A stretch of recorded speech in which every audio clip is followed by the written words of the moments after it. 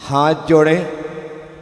यस्य स्वयं स्वभावाप्ति रभावे कृष्ण कर्मिणा तस्मै सज्ञान रूपाय नमोस्तु परमात्मने। नमोस्तु परमात्मने। नमोस्तु परमात्मने। अंतिम शासन नायक भगवान महावीर स्वामी के पावन से चरणों में मन वचन काय से नमस्कार करता। प्रथम गुरु श्री गौतम स्वामी के पावन से चरणों में कोटि सह प्रणाम करता। द्वादशांग में जिनवाणी माता के चरणों में प्रणाम करता। इष्टोपदेश के रचयिता आचार्य भगवान श्री पूज्यपाद स्वामी को प्रणाम करता। 20वीं सदी के प्रथमाचार्य श्री शांत सागर जी महाराज के पावन से चरणों में कोटि से प्रणाम करता। जिनकी कृपा से आज मैं इस अवस्था में हूँ, उस अवस्था को देने वाले, उस मुनि मुद्रा को देने वाले पूज्यपाद गुरुदेव गणाचार्य श्री पुष्पदंत सागर जी महाराज के श्री चरणों में कोटि सह बंदन नमन नमोस्तु प्रेषित करता। उपस्थित भव्य आत्मा आचार्य पूज्यपाद स्वामी, जिनका नाम पूर्वाचार्यों की श्रृंखला में बड़े सम्मान से लिया जाता है, जिन्होंने अपनी लेखनी से जिन शासन को, जिन आगम को समृद्ध किया, वे आचार्य यदि साधनारत रहते, लेखन नहीं करते, सृजन नहीं करते, तो भी उनके कल्याण में कोई बाधा नहीं होती। लेकिन यदि वे लेखन करते हुए ये सृजन नहीं करते तो हमारे कल्याण में बाधा पड़ जाती। ये ग्रंथ हैं, इसी वजह से वर्तमान में निर्गंथ संत हैं। यदि ग्रंथ नहीं होते तो निर्गंथ संत नहीं होते। माना कि निर्ग्रंथों के द्वारा ग्रंथ लिखे जाते हैं, परंतु यह भी मानना होगा कि ग्रंथों के द्वारा निर्ग्रंथ बनाए जाते हैं। एक ग्रंथ ही है जो हमें निर्ग्रंथ होने की प्रेरणा प्रदान करते। ये ना होते तो क्या होता? आपने सुना है, संत न होते जगत में तो जल जाता संसार। यदि इस धरती पर साधु संत नहीं होते तो ये सारा संसार क्रोधाग्नि में, कामाग्नि में, ईर्ष्याग्नि में, विषयाग्नि में जल रहा होता, जल जल करके राख हो रहा होता। ये तो साधु संतों की कृपा है कि वे लोग अपने धर्मामृत से, अपने वचनामृत से तुम्हारे जीवन को राख करने वाली आग को बुझाने का काम करते हैं। वे लगातार अपने वचनामृत से, धर्मामृत से तुम्हारी आग को बुझा रहे हैं। जो लोग सत्संग से दूर हैं उनका जीवन देखना, और जो लोग सत्संग में लगे हैं उनका जीवन देखना, दोनों के जीवन में सो मैनी डिफरेंस, जमीन आसमान का अंतर होता है। वो विषयों में, वासना में, संसार के सुखों में ही लगे हुए हैं, लेकिन जो साधु संतों का समागम करते हैं, सत्संग करते हैं, उनके जीवन में इतना तो फायदा होता है कि वो विषय भोगों से बाहर निकल करके भगवान की भक्ति करते हैं, गुरुओं की सेवा करते हैं, शास्त्रों का श्रवण करते हैं, मांगलिक पाठ करते हैं, जप और तप करते हैं। वे ही करते हैं जो सत्संग से जुड़े हैं। बाकी लोगों के लिए ये सब कुछ असंभव है। इसीलिए तुम्हारे जीवन से यदि बुराइयां दूर हो रही हैं तो सत्संग के प्रभाव से, और कोई दूसरा रास्ता ही नहीं है। अंधेरे को हटाने के लिए उजाला चाहिए। अंधेरे को हटाने के लिए अंधेरे को हटाने के लिए उजाला चाहिए। अंधेरा कितना भी पुराना क्यों ना हो, अंधेरा कितना भी पुराना क्यों ना हो, उसे एक जरा सा जलता हुआ दिया बाहर कर देता है। आपकी बुराइयां कितनी भी पुरानी क्यों ना हो, एक सत्संग का जरा सा दिया दिल की दहरी पर जलता है और आपकी बुराइयां बाहर हो जाती हैं, अंतर मन रोशनी से भर जाता है। ये सत्संग जो है, ये संत समागम जो है, वह जलता हुआ दिया है। मन के गहरे अंधियारे में, मन के गहरे अंधियारे में गुरु का नाम दिए जैसा, गुरु का नाम दिए जैसा। गुरु का नाम मात्र हमारे मन के गहरे अंधियारे में एक रोशनी पैदा कर देता है, एक उजाला पैदा कर देता है, एक प्रकाश पैदा। आंख मूंदो, आंख मूंदो, जो मैं कह रहा हूं करो। आंख मूंदो, मूंदो। क्या दिख रहा है? अंधेरा। क्या दिख रहा है? कुछ नहीं दिखाई देता, खोल लो। आंख मूंदने पर अंधेरा दिखता है, लेकिन जो गुरु के संदेश अनुसार, गुरु के संकेत के अनुसार आंख मूंद करके भीतर देखना प्रारंभ कर देते हैं, उनको फिर एक दिन जो आज अंधेरा दिखाई दे रहा है, एक दिन ऐसा आता है कि भीतर दिव्य दम प्रकाश दिखाई देता है। प्रकाश ही प्रकाश। जितना प्रकाश भीतर है उतना प्रकाश अन्यत्र कहीं नहीं है। आपको पता होगा, सबसे चमकदार रत्नों में जो रत्न है उसका नाम है हीरा, डायमंड। सबसे चमकदार। बहुत से रत्न हैं, माणिक है, मूंगा है, पन्ना है, पुखराज है, नीलम है, लहसुनिया है, इसके अलावा मोती है, और भी बहुत से रत्न हैं, उपरत्न हैं। लेकिन जो डायमंड है, जो हीरा है, उससे ज्यादा चमक और किसी में। अब देखना है, जो हीरा सबसे ज्यादा चमकदार है, वो हीरा कोयले की खदान से निकलता है। कहां से निकलता है? कोयले की खदान से निकलता है। और कोयला कैसा होता है? एकदम काला। उस कोयले की खदान से हीरा निकल रहा है, डायमंड निकल रहा है। बस आंख मूंद करके देखो तो हमारे भीतर ऐसा गहन अंधकार है, ऐसा गहन अंधकार है, बस वही दिखाई देता है। समझना कि हमारे भीतर अंतर मन में कोयले की खदान है। तुम ध्यान के माध्यम से खुदाई करोगे तो आज नहीं तो कल, कल नहीं तो परसों, परसों नहीं तो 7 दिन बाद, 7 दिन बाद नहीं तो 7 साल बाद, 7 साल बाद नहीं तो 70 साल बाद, 70 साल बाद नहीं तो 7 जन्म बाद हीरा निकलेगा तो तुम्हारे भीतर से ही निकलेगा।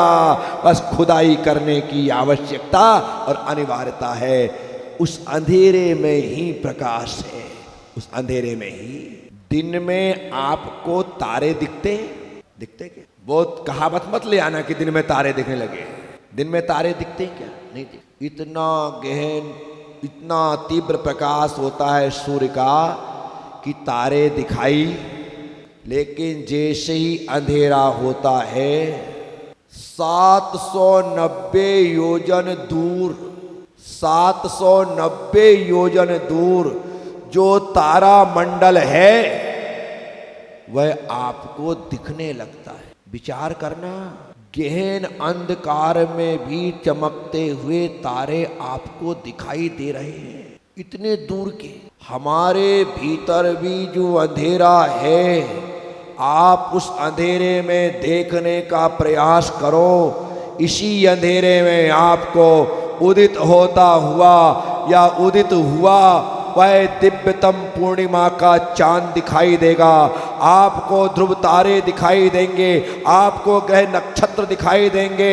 उसी में दिखाई देंगे। बस देखने का प्रयास करना है। अंधेरा होता है, तारे दिखने लगते हैं। हमने देखने की चेष्टा ही नहीं की, इसलिए दिखाई नहीं दे रहा। हमारे भीतर के आकाश में भी वो दिव्यतम प्रकाश है, रोशनी है, उसे देखो।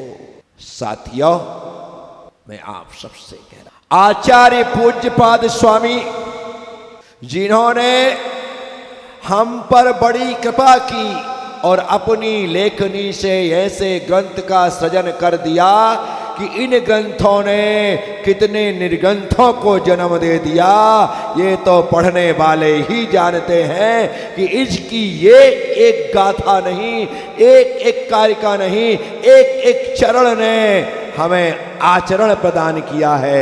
ऐसा यह इष्टोपदेश ग्रंथ है। इस ग्रंथ में सिर्फ 51 गाथाएं, और ये 51 गाथाएं कहती हैं कि भाई 50 साल तक तेरे 2 आश्रम पूरे हो जाते, 25 साल तक ब्रह्मचर्य आश्रम, और 25 साल और 50 साल की उम्र तक गृहस्थ आश्रम। 50 साल तक तू इक्का से दुक्का बन, कोई तकलीफ नहीं। शादी कर ली, 2 हो गए, इक्का से दुक्का हो। एक बच्चा हो गया, तुम तिक्का हो गए, कोई तकलीफ नहीं। एक और हो गया, 4 हो गए, कोई मनाही नहीं है। तुम्हारे 1, 2, 4, 6, 8 जितने बच्चे हों सब चलेंगे। लेकिन 50 की उम्र के बाद जो अंक आता है उसका नाम है 51। क्या नाम है? उस संख्या को कहते हैं 51। अब वो संख्या खुद कह रही है कि बेटा 50 के पहले मैंने परमिशन दी थी, दुक्का बन, तिक्का बन, चौका बन, सब बन जा, लेकिन अब वापस 51। क्या अब अकेले होना है? बहुत हो गया। इस जिंदगी की भागम भाग का अंत नहीं है। इस जिंदगी की दौड़ का कोई अंत नहीं है। 50 साल तक जितने आगे बढ़े हो, अब 1 तक आने में 1, 2, 3, 4, 5, 6, 7, 8, 9, 10, 20, 30, 40, 50, यहां तक पहुंचने में 50 साल लगे ना। 100 साल की उम्र यदि लेकर के आए हो और वापिस 51 एक में पहुंचना है तो लौटने में भी तो 50 साल लगेंगे। लौटने में भी तो 50 साल लगेंगे, 51 बनने में, वापिस आने में। लौटना पड़ेगा। यदि हम लौटे नहीं, आगे ही बढ़ते रहे, तो एक दिन कहीं भी जिंदगी की लीला समाप्त हो जाएगी, जीवन का सूर्य अस्त हो जाएगा, और हम जहां अपने तक लौटने वाले थे लौट नहीं पाएंगे और भटकते हुए ही संसार से चले जाएंगे। तो 51 गाथाएं यह संदेश दे रही हैं कि तुम्हें इन गाथाओं को पढ़ते हुए अपने तक लौटना है और फिर से अकेले हो जाना है। आचार्य पूज्यपाद स्वामी, जिनका अपर नाम इंद्रनंदी, जिनके देवताओं ने चरणों की पूजा की, इसी कारण से उनका नाम हो गया पूज्यपाद। क्या हो गया? सिर्फ 2 ही आचार्यों के नाम आते हैं जिन्हें सा शरीर विदेश क्षेत्र जाने की किंवदंती प्रचलित है। उसमें एक भगवान कुंद कुंद स्वामी और दूसरे आचार्य पूज्यपाद स्वामी, जिन्हें चारण रिद्धि प्राप्त थी, आकाशगामिनी विद्या प्राप्त थी, जो आकाश में उड़ सकते थे, ऐसा कहा जाता। तो जिनके चरणों की पूजा इंद्रों ने की, देवताओं ने की, इस कारण से इंद्रनंदी पूज्यपाद हो गए। और आज उनका मुख्य नाम तो गायब हो गया, पूज्यपाद नाम ही सारे संसार में प्रचलित है। ऐसे पूज्यपाद आचार्य ने मंगलाचरण लिखा, यस्य स्वयं स्वभावाप्ति रभावे कृष्ण कर्मणा तस्मै सज्ञान रूपाय नमोस्तु परमात्मने। मंगलाचरण, जिनका मंगल आचरण होता है उनकी उपस्थिति ही मंगलाचरण है। इसलिए हम सुबह नमो वरिहंताणम, नमो सिद्धाणम, नमो आयरियाणम, नमो वज्झायाणम, नमो लोए सव्यसाहुणम, इस नमोकार मंत्र को पढ़ के अपने दिन का मंगलाचरण करते हैं। क्या करते हैं? अपने दिन का, कि आज मेरा दिन मंगलमय हो, इसलिए नमोकार मंत्र का स्मरण किया। हम जब भोजन करने बैठते हैं तो 9 बार नमोकार मंत्र पढ़ के भोजन को शुद्ध करते हैं। भोजन को, पर इसका मतलब ये नहीं कि तुम्हारी थाली में आलू प्याज लहसुन पड़ा हो और आप नमोकार मंत्र पढ़ करके आलू को फूंक लगाओ तो वो केला हो जाए। हैं? ऐसे महाराज जी आपने तो अच्छी बात बता दी, नमोकार मंत्र पढ़ने से भोजन शुद्ध हो जाता है। अब तो किसी भी चीज के सामने पढ़ लो और भोजन शुद्ध हो जाएगा। नहीं, शुद्ध भोजन अर्थात जो खाद्य है उसे सामने रख करके रात में आप खाने बैठे और नमोकार मंत्र पढ़ो और आपको रात्रि भोजन का दोष ना लगे, तो फिर इससे अच्छा रास्ता तो कोई दूसरा हो ही नहीं सकता है। भोजन कब करना, भोजन कहाँ करना, भोजन कैसे करना, भोजन क्यों करना, ये सभी प्रश्न का समाधान होना चाहिए।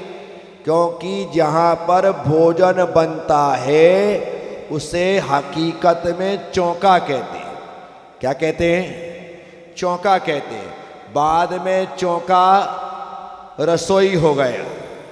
क्या हो गया? रसोई हो गया, क्योंकि जहाँ रस तैयार होता है सटरज, इसलिए रस से रसोई हुआ है। लेकिन बाद में वो रसोई किचन हो गया। क्या हो गया? किचन हो गया, जहाँ किचकिच होने लगी, जहाँ किचकिच होने लगी। अन्यथा वो चौका था। चौका जहाँ पर द्रव्य क्षेत्र काल भाव का ख्याल रखा जाए। कितनी चीजें? 4। द्रव्य क्षेत्र काल भाव। बोलो। द्रव्य मतलब क्या, क्षेत्र मतलब कहाँ, काल मतलब कब, भाव मतलब कैसे। भाव मतलब ये 4 प्रश्नों का जहां समाधान हो। क्या खाना? द्रव्य। कहाँ खाना? खाने का स्थान निश्चित होता है कि किचन में, भोजन कला में, रसोई घर में, चौके में बैठ करके भोजन ग्रहण करना। बैठ करके कहाँ खाना? जैसे सोने के लिए बेडरूम होता है, नहाने के लिए बाथरूम होता है, बातचीत के लिए ड्राइंग रूम होता है, इसी प्रकार से भोजन के लिए वो चौका होता है, वो रसोई होता है, किचन होता है। वहाँ पर अब आज की तारीख में तो किचन में तो भोजन तैयार होता है और लोग डाइनिंग हॉल में बैठ करके, डाइनिंग टेबल में बैठ करके पाँव लटका करके भोजन ग्रहण कर रहे हैं। पैरों का धुला होना और बंधा होना जरूरी है। पैरों का, भोजन के पहले पैरों का धुला होना और बंधा होना जरूरी। वैसे तो और भी प्रकार की बातें इस संबंध में हैं, लेकिन वह थोड़ा सा मैनर्सहीन दिखाई देता है। लेकिन आयुर्वेद कहता है स्वास्थ्य लाभ के लिए जैसे हम जाते हैं वैसे ही हम खाते हैं। अर्थात उखरू बैठ करके ही जाना चाहिए, फ्रेश होना चाहिए और उखरू बैठ करके ही खाना चाहिए। ये पहले के लोग, हमारे बड़े बुजुर्ग वैसे ही खाना खाते थे, उखरू बैठ जाते थे, खाते थे। लेकिन वो थोड़ा सा मैनर्सहीन सा लगता है। अच्छा है कि भाई बैठना भी नहीं आता है, तो इसीलिए सुखासन में आलती पालती पैर मोड़ करके बैठो। कैसे बैठो? बांध करके बैठो। तो पैरों का धुला होना जरूरी है। गीले पैर सोना नहीं और सूखे पैर खाना नहीं। गीले पैर सोना नहीं, कभी भी गीले पैर करके सोना नहीं और सूखे पैर खाना नहीं। आपको अपना हाजमा ठीक रखना है तो गीले पैर करके भोजन करो और पैर सुखाकर अच्छे से पोंछ करके सो। आपको नींद भी अच्छी आएगी और आपका डाइजेशन भी अच्छा। ये व्यवस्थाएं हमारे धर्म ने हमें सब कुछ सिखाया। तो यहां पर बात यही है। तो वे आचार्य पूज्यपाद स्वामी हमें मंगलाचरण के माध्यम से हमारे आचरण को मंगलमय करने की प्रेरणा देते हैं कि जिनका आचरण मंगलमय होता है उनका नाम ही मंगल का कारण होता है। तो आपने सुबह उठ करके नमोकार मंत्र पढ़ा, पूरा दिन का मंगलाचरण हो गया। भोजन के सामने नमोकार मंत्र पढ़ा, पूरा भोजन शुद्ध हो गया, पूरा भोजन। अब इस भोजन को आप इत्मीनान से ग्रहण करिए। वह भोजन अमृत का काम ना करे तो कहना। नीरस भोजन भी, इस बात को सुन करके नोट कर लेना दिल में, दिमाग में, कापी में। नमोकार मंत्र के प्रभाव से नीरस भोजन भी सरस भोजन की शक्ति प्रदान करता है। ये नमोकार मंत्र का प्रभाव है, इसलिए नमोकार मंत्र पढ़िए, नीरस भोजन भी सरस हो जाए। इतनी ताकत होती है मंत्र में, ऐसी एनर्जी होती है मंत्र में कि जिस भोजन में नमक नहीं है, शक्कर नहीं है, घी नहीं है, तेल नहीं है, दूध नहीं है, दही नहीं है, ये सठ रस नहीं है, वह भोजन भी नमोकार मंत्र पढ़ने से सठ रस युक्त भोजन जितनी एनर्जी प्रदान करता है। इसलिए भोजन के पहले 9 बार नमोकार मंत्र जपना ही चाहिए, जपना ही चाहिए। भोजन करने के बाद फिर 9 बार नमोकार मंत्र जपना चाहिए। उस परमात्मा को धन्यवाद दो कि आज आपको भोजन की प्राप्ति हुई। इसी प्रकार से रात सोने से पहले 9 बार नमोकार मंत्र पढ़ो और बाईं करवट लेकर के सो जाओ। क्या? बायां जो हाथ होता है ये राइट है, ये लेफ्ट है, ये बायां करवट करके सो जाओ। नींद भी अच्छी आएगी, नींद भी गहरी आएगी, दुस्वप्न भी नहीं आएंगे। कई लोगों को बुरे सपने आते हैं, डरावने सपने आते हैं, ये होता है। तो आप बाएं करवट सो जाओ, लेकिन जब उठो तो दाएं करवट करो और उठो। सोने में बायां करवट, उठने में दायां करवट लेकर के उठना चाहिए। ये सब व्यवस्थाएं बड़ी छोटी छोटी बातें हैं जो सिर्फ प्रवचनों के माध्यम से ही सुनने समझने को मिल सकती हैं। अन्यथा आप कितनी भी किताबें पढ़ लें, हर बात आपको हर किताबों में नहीं मिले। तो आचार्य पूज्यपाद स्वामी मंगलाचरण कर रहे हैं, और मंगलाचरण इसलिए ताकि जो कार्य मैंने अपने हाथ में लिया है वह कार्य निर्विघ्न संपन्न हो, पहली बात। दूसरी बात, मुझे अपने कार्य का फल प्राप्त हो। तीसरी बात, जिनके कारण मैं हूं उन आदर्शों के चरणों में मेरा नमन प्रेषित हो जाए। इन वजहों से ये मंगलाचरण किए जाते हैं। कारण तो बहुत सारे हैं मंगलाचरण करने के, लेकिन सबसे महत्वपूर्ण है अपने इष्टों के प्रति आदर भाव, कार्य की निर्विघ्न समाप्ति और फल की प्राप्ति। ये विशेष उद्देश्य हमारे मंगलाचरण में होता है।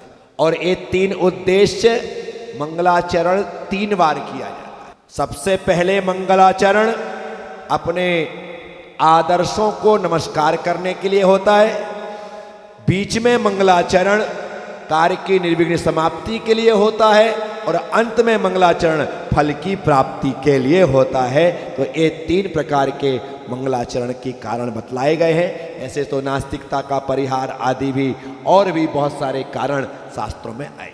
तो यहाँ पर आचार्य पूज्यपाद स्वामी मंगलाचरण करते हुए वे कहते हैं, अभावे कृष्ण कर्मणः, अभावे कृष्ण कर्मणः, कर्मों के नष्ट हो जाने पर, कर्मों के नष्ट हो जाने पर क्या होता है? स्वयं स्वभावाप्ति, स्वयं ही स्वभाव की प्राप्ति हो जाती है। कर्म के नष्ट होने पर, किसके नष्ट होने पर? कर्म के नष्ट होने पर स्वयं ही स्वभाव की प्राप्ति होती। आपके कर्म का उदय चल रहा है, और जब कर्म का उदय चलता है तो लोग कहते हैं कि बड़ा बुरा समय है, अभी तो मैं जो कुछ भी करता हूं सारे काम बिगड़ जाते हैं, जहां भी हाथ डालता हूं सारा का सारा मटिया मैट हो जाता है। क्या हो गया? कर्म का उदय चल रहा है। क्या चल रहा है? क्या चल रहा है? जिस दिन कर्म का क्षय होगा, जिस दिन कर्म का क्षयोत्सव होगा, स्वयं स्वभावाप्ति, अपने आप स्वभाव की उत्पत्ति हो जाएगी, स्वभाव प्रकट हो जाएगी। इसलिए मेरा अच्छा हो इसके लिए जप, इसके लिए तप नहीं करना है। मेरे कर्म कटे इसके लिए जप करना है, इसके लिए तप करना है। कर्म के कटते ही स्वयं स्वभावाप्ति, स्वयं ही स्वभाव की उत्पत्ति होने वाली है। इसलिए आचार्य महाराज कहते हैं कर्म क्षयार्थम तप्यते इति तपः, जो कर्म क्षय के लिए तप किया जाता है, कर्म क्षय के लिए तप किया जाता है, और जब कर्म का क्षय हो जाता है तो आत्मा को, जीव को मोक्ष की प्राप्ति हो जाती है। ठीक है, तो आचार्य महाराज क्या कह रहे हैं? अभावे कृष्ण कर्मणः, कर्म के अभाव होने से स्वयं स्वभावाप्ति, स्वयं ही अपने आप ही क्या हो जाता है? स्वभाव की प्राप्ति हो गई है। किसे? यस, जिसके, जिनके कर्म के क्षय होने से स्वभाव की प्राप्ति हो गई है। तस्मै सज्ञान रूपाय, उस सम्यक ज्ञान रूपी, अनंत ज्ञान स्वरूपी परमात्मा ने, परमात्मा को नमः, नमोस्तु, नमस्कार होवे। क्या कहते हैं? जिनके कर्म क्षय होने से स्वयं ही स्वभाव की प्राप्ति हो गई है, उन परमात्मा को, उस अनंत ज्ञान स्वरूप उन परमात्मा को मेरा नमस्कार। कैसा परमात्मा है? अनंत ज्ञान स्वरूप। कैसा है? बोलो कैसा है? ये महत्वपूर्ण बात है। भगवान जो है अनंत ज्ञान स्वरूप है, जिसका ज्ञान अंत से रहित है। ऐसा अनंत ज्ञान जिन्होंने प्राप्त किया है, उस परमात्मा को नमस्कार, क्योंकि मैं भी ज्ञान पाना चाहता हूं। क्या पाना चाहता हूं? ज्ञान पाना।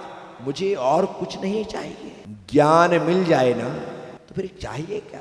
तुम्हारे सामने कभी भगवान प्रकट हो जाए, वैसे होगा नहीं, कभी भगवान प्रकट हो जाए और कहे कि बेटा आज मैं तुझ पर बहुत प्रसन्न हूं, वैसे वो कभी होगा नहीं, पर मान लो धोखे से कह दे कि बेटा आज मैं बहुत प्रसन्न, बोल तुझे क्या चाहिए, धन दो या ज्ञान दो? तो तुम लोग भगवान से क्या मांगोगे? दो में एक ही मिलने वाला है, धन या ज्ञान। क्या मांगोगे? इतनी बड़ी गलती नरेश जिंदगी में कर मत देना। छप्पर फाड़ के देने वाला छप्पर फाड़ के दे रहा है, कह देना भर दे मेरी घर को, मेरे खजाने को, बस धन दे दे, ज्ञान का करूंगा क्या? क्या मांगोगे? बढ़ जाती है। हाँ, ये तेरी तो गाड़ी खाली होती रहेगी। धन मांगेगा?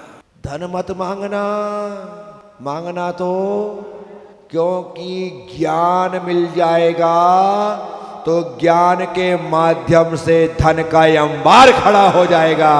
और तुमने धन मांग लिया और ज्ञान नहीं मांगा तो वो धन कहां से कहां खिसक जाएगा, कौन ले जाएगा, कुछ कह नहीं सकते। इसलिए भगवान से ऐसी स्थिति बने तो ज्ञान ही मांगना। क्या मांगना? ज्ञान ही। तो साथियों, आचार्य पूज्यपाद स्वामी कह रहे हैं, सभी को मेरे साथ उच्चारण करना है।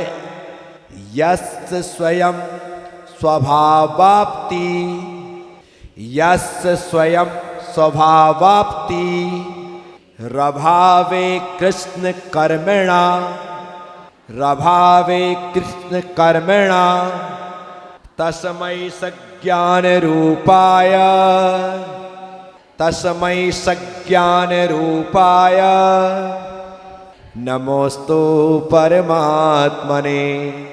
तो उस अनंत ज्ञान स्वरूपी परमात्मा को नमस्कार।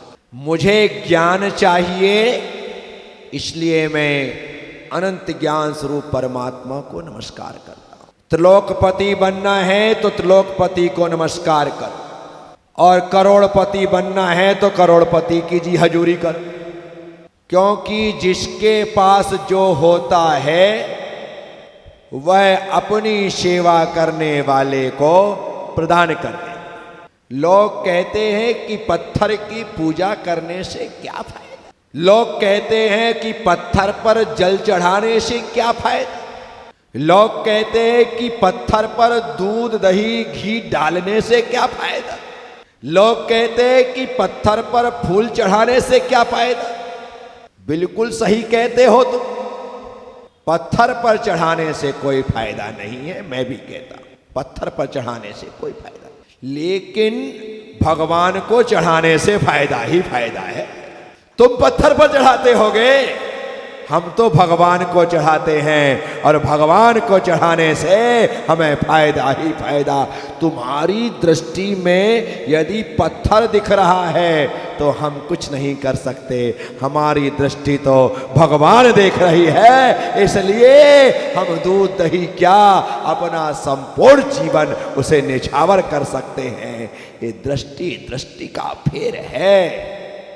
जो देखोगे वही दिखेगा। मैं भगवान देखता हूं, मुझे भगवान दिखता है।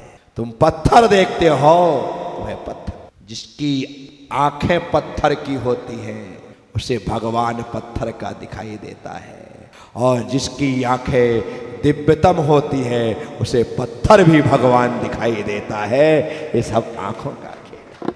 इसीलिए कैसे देखना ये बात है, किसे देखना ये बात नहीं है। आपको तो कुछ भी दिखाई दे जाए।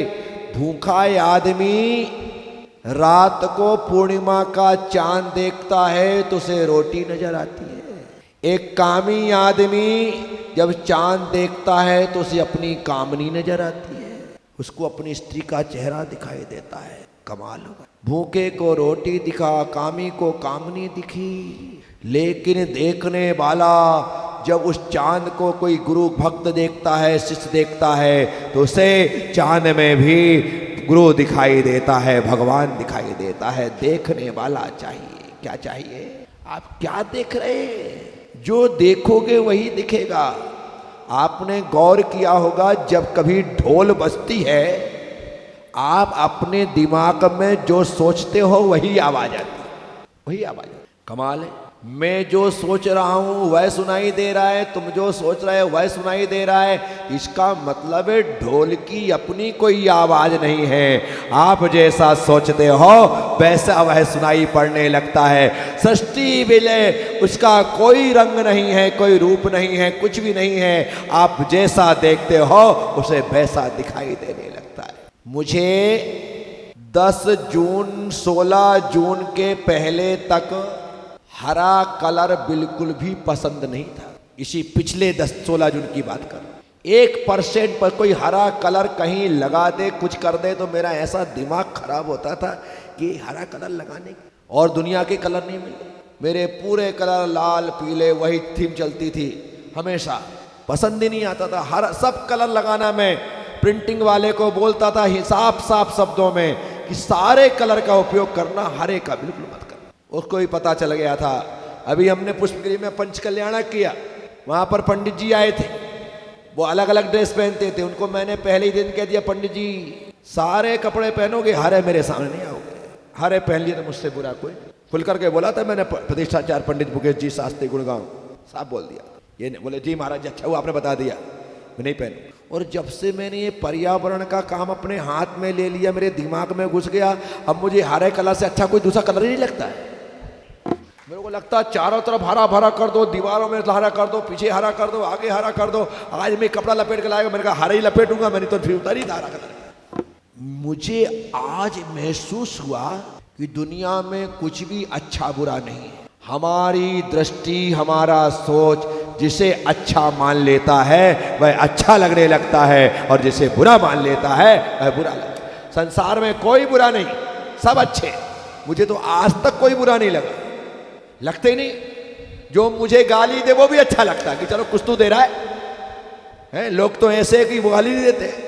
जो दुश्मन होता है ना, जो अपना दुश्मन होता है, वो क्या कहता है मालूम है अनिल? क्या कहता है जो अपना दुश्मन होता है? तुझे छोड़ूंगा नहीं। क्या कहता है? तुझे छोड़ूंगा नहीं। अरे दोस्त से अच्छा दुश्मन कम से कम इतना तो कह रहा कभी तुझे छोड़ूंगा नहीं। दोस्त तो कब छोड़ जाए कोई भरोसा नहीं। विचार करो, इसे कहते हैं वी पॉजिटिव। क्या कहते हैं? जो मेरा बुरा करे उसका तुम भला करो। कम से कम ये मुझे बुरा करके मुझे बुराइयों के साथ कैसे लड़ना है, बुरे समय में कैसे जीतना है, इसके लिए साहस प्रदान कर रहा है। भाई तू गजब का आदमी है, मुझे तेरे जैसे याद। अच्छे जो तुम्हारी खुशामद करें, तुम्हें मक्खन लगाएं, तुम्हें तेल लगाएं। आज मक्खन लगा रहा बेटा, कल तैयार है ना चूना लगा के वही भागेगा। क्या पता ही नहीं पाता है, क्योंकि मक्खन भी सफ़ेद होता है, चूना भी सफ़ेद होता है। मक्खन लगा लगा के तुम उसके हाथ को देखोगे, अरे तो मक्खन लगाने ही आया है। एक दिन चूना लगा करके 9 2 11 हो जाएगा।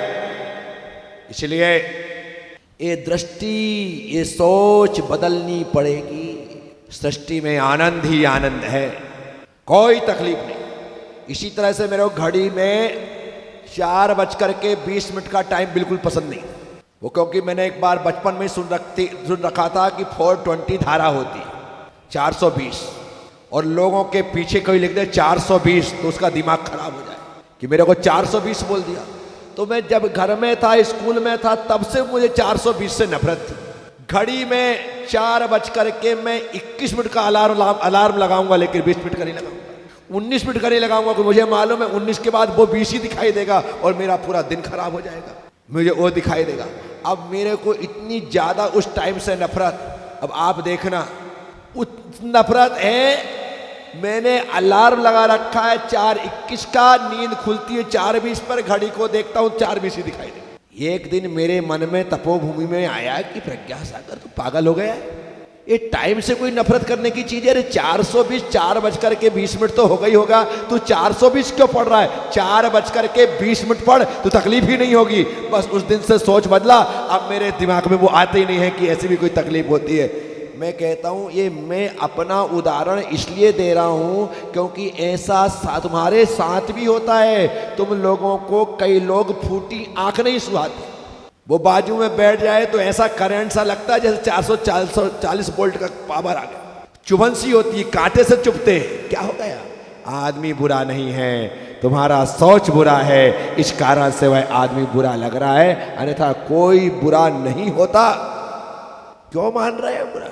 सामने वाले को बुरा मानने से वो बुरा है अच्छा वो तो दूर की बात है, लेकिन तुम्हारे दिमाग में कितनी बुराइयां भर रही हैं ये सोच के चलो। जब मेरे लिए सब अच्छे होते हैं ना, तो इस दिमाग में बुराई का कचरा आता ही नहीं, आता ही नहीं। और मेरे दिमाग में यदि कोई बुरा होता है तो अच्छाइयाँ तो बाहर हो जाती है और बुराइयों का कचरा ही घूमने लगता है। तो इसलिए मैंने तो कभी याद ही नहीं आता है कि किसी को बुरा माना। लोग मुझसे जरूर बोलते हैं कि ऐसा है, वो वैसा है, वो वैसा है। ये तेरे लिए होगा, मेरे लिए तो सब अच्छे, सब अच्छे। वो आपके लिए ऐसा कहते हैं, वो आपके लिए ऐसा बोलते हैं, फिर भी आप उनकी पीठ ठोकते हो, तो क्या करूं? वो मेरी ठोके उससे अच्छे मैं उसकी ठोक दूं है? तो अपने आप उसके ठोकने का भाव बदल जाएगा। यदि मैंने नहीं ठोका तो वो कहेगा देखता हूं अब मैं। तो इसलिए कोई अपनी ठोके उससे पहले उसकी पीठ थपथपा दो, प्रेम की झप्पियां दे दो, आराम से वो तुम्हारा अपना हो जाएगा। तुम्हें कुछ करने की आवश्यकता नहीं पड़ेगी। यस स्वयं स्वभावाप्तिर्भावे कृष्ण कर्मणा तस्मै सज्ञान रूपाय नमोस्तु परमात्मने। आचार्य पूज्य पाद स्वामी हम लोगों को यह सद्ज्ञान प्रदान कर रहे हैं, तो अनंत ज्ञान स्वरूप परमात्मा को प्रणाम करता हूँ, क्योंकि मुझे भी ज्ञान की आवश्यकता है, मुझे भी ज्ञान की जरूरत है। उस ज्ञान के लिए मैं उस ज्ञान से युक्त परमात्मा को नमस्कार करता हूँ। तो साथियों याद रखिएगा, इस मंगलाचरण में सिर्फ इतना कहा गया है कि जिन्होंने कर्मों का अभाव कर दिया है उनके स्वयं ही स्वभाव की प्राप्ति हो गई है, उन्हें स्वयं ही स्वभाव की प्राप्ति हो गई है। उस ज्ञान स्वरूप, अनंत ज्ञान स्वरूप परमात्मा को मैं नमस्कार करता हूं। तो कर्म का अभाव करो तो अपने आप स्वभाव की प्राप्ति होगी। स्वभाव की प्राप्ति का मतलब ज्ञान की प्राप्ति है। तो ज्ञान की प्राप्ति कर चुके उन अनंत ज्ञानी अरिहंत भगवान को मैं नमस्कार करता हूँ। ऐसे भाव आचार्य पूज्यपाद स्वामी ने व्यक्त किए, उनके साथ हमने पढ़ा, सुना, समझा। ओम नमः। सबसे क्षमा, सबको क्षमा। जय गुरुदेव, जय महावीर।